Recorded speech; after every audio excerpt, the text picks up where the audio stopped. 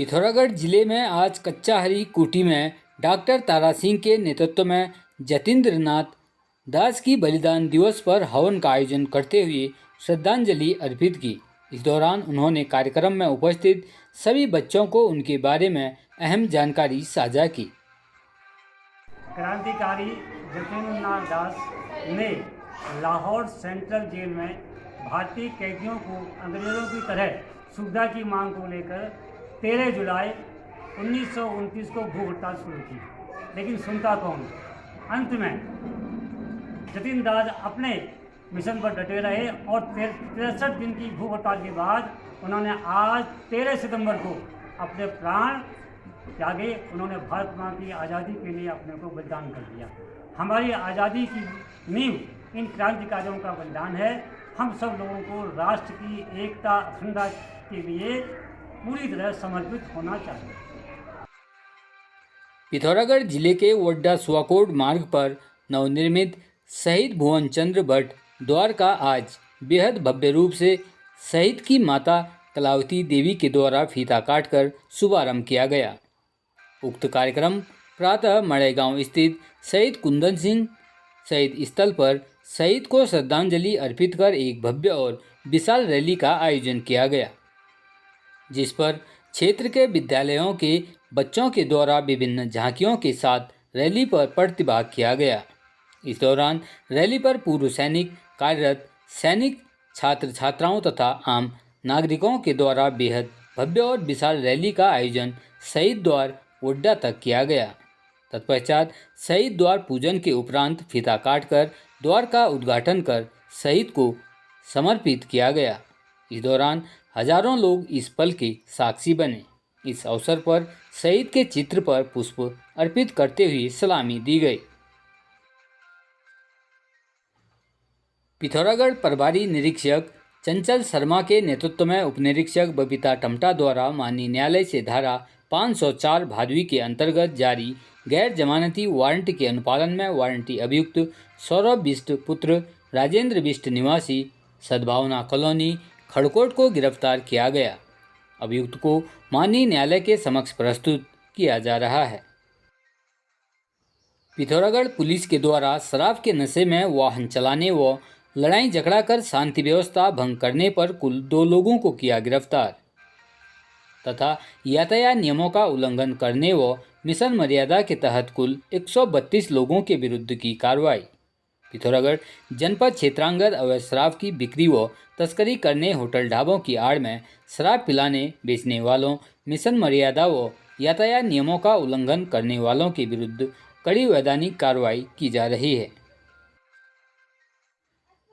छात्र संघ अध्यक्ष अजय अवस्थी ने आज महाविद्यालय नारायणनगर डीडीहाट की मूलभूत समस्याओं के संबंध में प्रभारी प्राचार्य को ज्ञापन देते हुए कहा कि महाविद्यालय में प्राचार्य एवं गणित भौतिक विज्ञान में अध्यापकों की नियुक्ति की जाए, साथ ही पार्किंग का निर्माण कराया जाए और महाविद्यालय के सभी शौचालयों का सौंदर्यीकरण भी किया जाए। साथ ही पुस्तकालय से छात्र छात्राओं को 3 पुस्तकें मिलने और लाइब्रेरी में पत्रिका नियमित रूप से मंगाई जाए। साथ ही महाविद्यालय में वाईफाई की सुविधा की जाए और जल्द ही वार्षिक पुस्तिका का विमोचन भी किया जाए।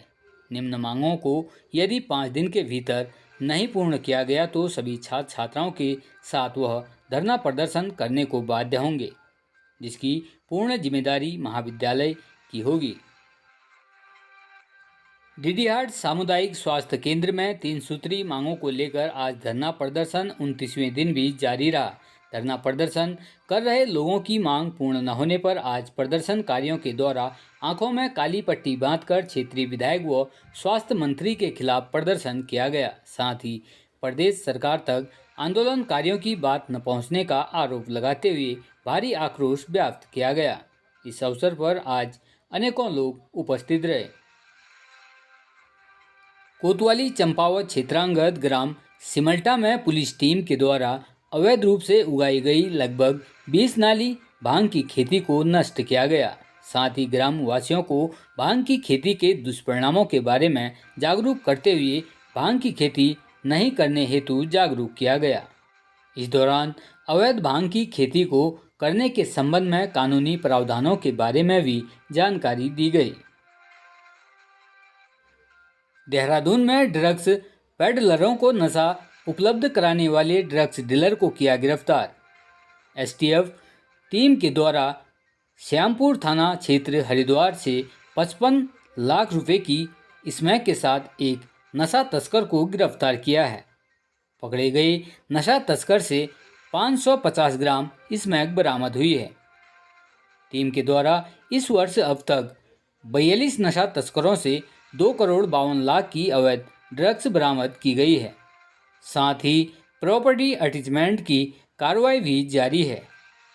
एसटीएफ एसएसपी आयुष अग्रवाल ने पूर्ण जानकारी दी। उत्तराखंड के अल्मोड़ा से मानवता को शर्मसार कर देने वाला एक मामला सामने आया है, जहां एक कलयुगी मां ने दुनिया को देखने से पहले ही नवजात से उसकी जिंदगी छीन ली। दरअसल अल्मोड़ा नगर के त्रिपुरा सुंदरी वार्ड मोहल्ले में आज लोगों को बंजर खेतों में एक नवजात का सड़ा गला शव दिखाई पड़ा। स्थानीय लोगों ने बताया कि करीब 15 दिन पहले उन्हें बच्चे की रोने की आवाज़ सुनाई दे रही थी, परंतु उन्हें लगा कि आसपास किसी घर में बच्चा रो रहा होगा। आज स्थानीय एक महिला किसी काम से खेत पर गई हुई थी, तो इस दौरान वहां बच्चे का शव देख उसके होश उड़ गए। काफ़ी दिन होने के चलते शव पूरी तरह सड़ गल चुका है। इधर पुलिस ने नवजात का शव कब्जे में लेकर पोस्टमार्टम के लिए भेज दिया है। वहीं पुलिस इस पूरे मामले की जांच में जुट गई है। पुलिस इस वारदात को अंजाम देने वाले आरोपी की तलाश में जुट गई है। 15 दिन पहले तो मैंने एक बच्चे की रोने की आवाज़ सुनी, तो यहाँ पर इतनी बड़ी बड़ी झाड़ियाँ थी, तो मतलब जितनी बड़ी मैं हूँ लंबी, उससे भी लंबी इसमें झाड़ियाँ थी, उससे दुगनी झाड़ियाँ थी। तो मुझे हिम्मत नहीं आई इधर आने की, और मेरे दिमाग में ये आया कि ऊपर साइड बहुत घर हैं, कोई नया किराएदार आ रहा होगा। तो 3 दिन तक आवाज़ बच्चे की सुनी, सुबह शाम। दिन में तो मैं ध्यान नहीं देती थी, सुबह शाम आवाज़ सुनती थी। कल ये झाड़ियाँ यहाँ पर की सारी कटी हुई हैं, तो मैं इस समय अपनी गाय को लेने थोड़ा ऊपर तक आई तो मैंने कहा ये क्या है, क्योंकि ये हमारे खेत हैं, तो मुझे चिंता हुई कि हमारे खेत में इतना कूड़ा कौन बंदर लेकर के आया। जब मैं थोड़ा और आगे बढ़ी तो वहाँ पर मुझे एक बच्चे का शव दिखाई दिया, और जो बच्चा मृत अवस्था में था। तो मुझे तो यकीन ही नहीं हुआ कि बच्चा, मैं और आगे गई तो मैंने उसके हाथ देखे, तो हाथों से मुझे अंदाज़ा आया कि हाँ ये कोई बच्चा ही है, इंसान का बच्चा है। फिर मैं घर गई, अपनी जिठानी को बुला के लाई। मैंने कहा दीदी देखो, उनको मैं बताती तो उनको विश्वास नहीं होता। मैंने कहा देखो कि हमने जिस बच्चे की आवाज़ सुनी शायद ये बच्चा वही है।